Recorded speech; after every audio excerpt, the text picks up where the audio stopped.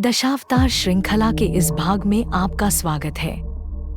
आइए अब भगवान विष्णु के दूसरे अवतार कूर्मावतार को देखें।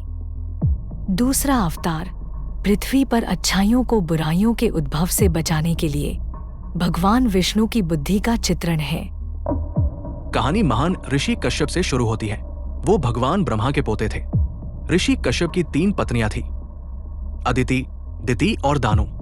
उनकी पहली पत्नी अदिति से उन्हें संतान के रूप में आदित्य यानी देव मिले, जैसे प्रथम पुत्र इंद्र बारिश और बिजली के देवता, और द्वितीय पुत्र समुद्र के देवता वरुण, और अंत में तृतीय पुत्र सूर्य, सबके सूर्य देव। इन तीनों को अन्य छोटे देवताओं के साथ देव कहा जाता है। दूसरी पत्नी दिति से उन्हें दैत्य संतानें हुई। दैत्यों में से 2 बहुत प्रमुख थे, हिरण्याक्ष और हिरण्यकश्यप। हिरण्याक्ष बड़ा शक्तिशाली था। दैत्यों में छोटा हिरण्यकश्यपु बहुत चालाक था। कश्यप की तीसरी पत्नी दानु थी और उनके पुत्र दैत्य कहलाए।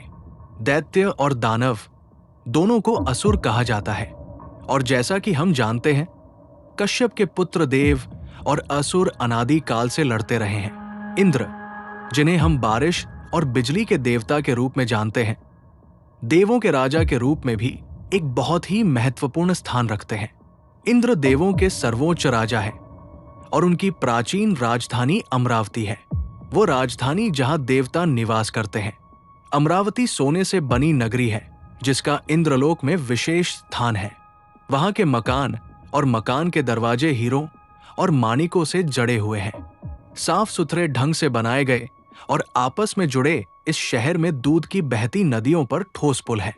यहाँ सड़कों पर अप्सराएं सजती हैं और खूबसूरत पक्षी चहचहाते हैं। अमरावती देखते समय सांसें थमने वाला शहर है। इंद्रलोक के एक दिन इंद्र अपने दरबार में सिंहासन पर बैठे हुए थे। उसी समय दुर्वासा ऋषि माला लेकर इंद्र से मिलने आए।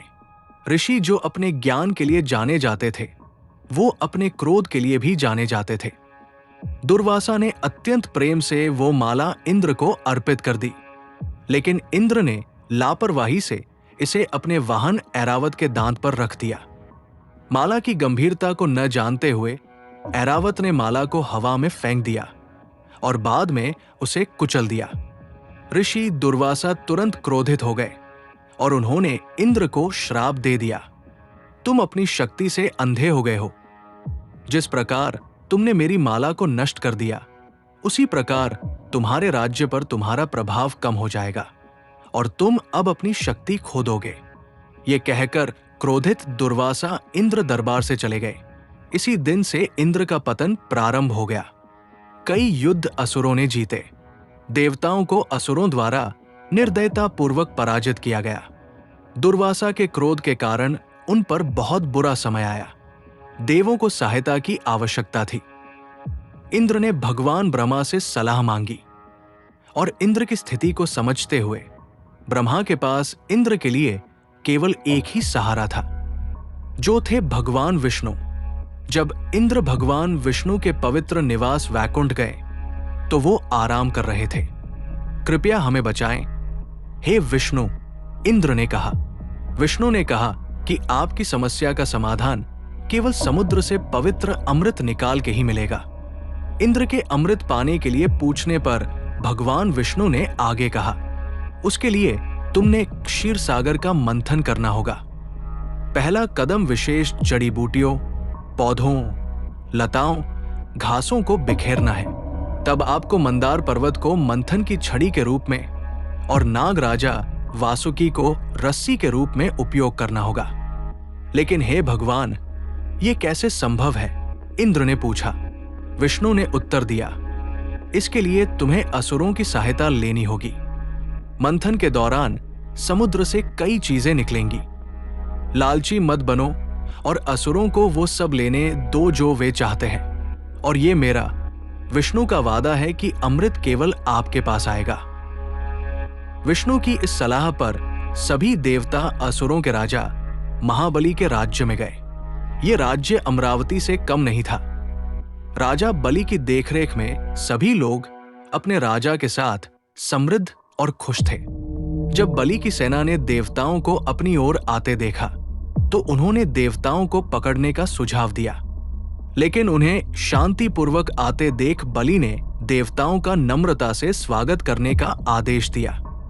उनके आगमन पर देवताओं को जलपान कराया गया और कुछ समय बाद बाली ने इंद्र से उनके आने का उद्देश्य पूछा। इंद्र ने असुरों को मंथन के बारे में समझाया और असुर तुरंत इस प्रयास के लिए सहमत हो गए। इन दोनों पक्षों के बीच हाथ मिलाने की नौबत देखते ही बन गई।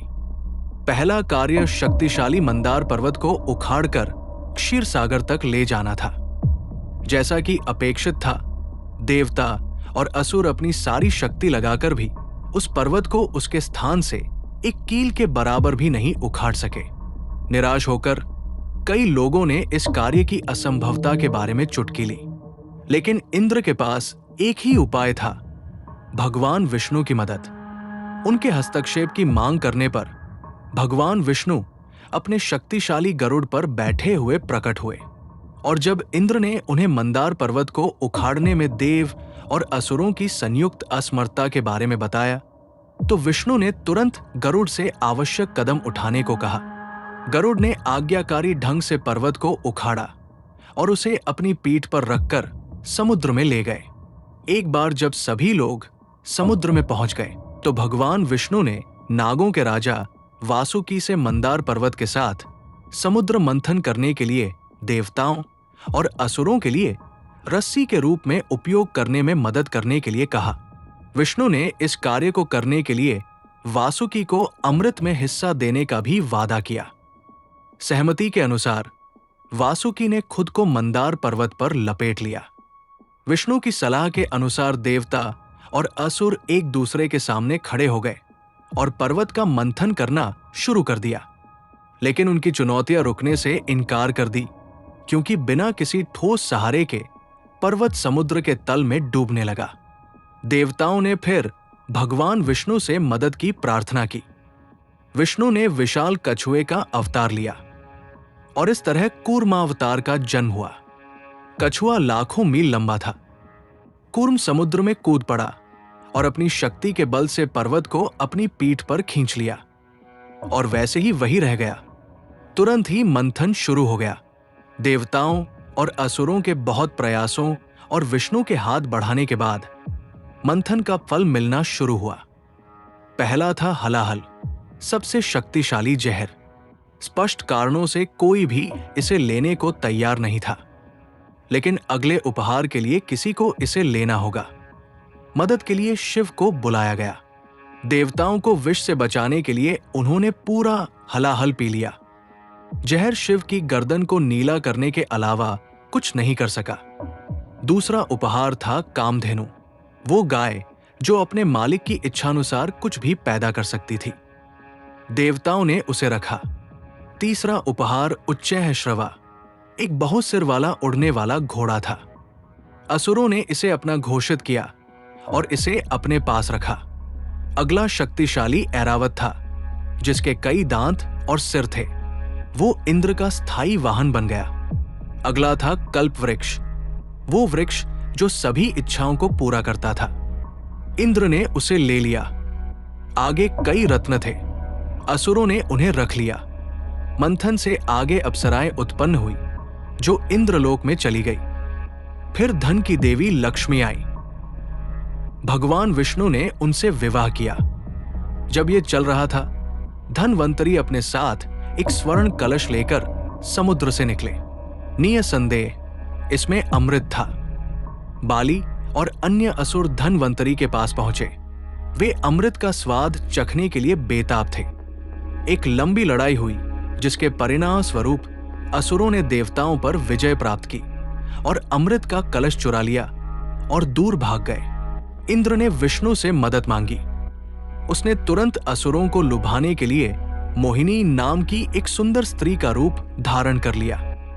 असुर अपने स्वभाव के अनुसार मोहिनी के लालच में आ गए और अमृत कलश उसे सौंप दिया। असुरों ने मोहिनी को अमृत बांटने में निष्पक्ष रहने को कहा। मोहिनी ने प्रक्रिया के दौरान उसे बाधित न करने की शर्त रखी, जिस पर असुर सहमत हो गए। उसने असुरों को कतार में अपने बाईं ओर खड़े होने के लिए कहा और सारे देवों को एक पंक्ति में उसके दाहिनी ओर खड़े होने के लिए कहा। वो एक एक करके देवों को अमृत बांट रही और लंबे समय तक ये सिलसिला चलता रहा। सभी असुर चिंतित थे, लेकिन मोहिनी की शाट के कारण वे चुप रहे।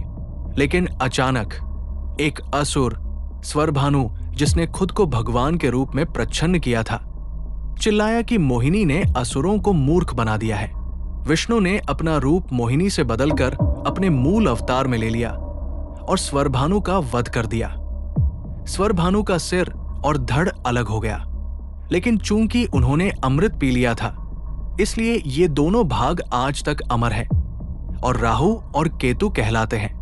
अमृत को समाप्त होने का एहसास होने पर असुर क्रोधित हुए, लेकिन व्यर्थ चले गए। इस प्रकार अमृत का सेवन करने के बाद भगवान अमर हो गए और असुरों पर सर्वोच्चता प्राप्त कर ली। इस तरह भगवान विष्णु ने फिर से अच्छे लोगों को जीतने में मदद की। यही खत्म होती है कूर्मावतार की कहानी। धन्यवाद।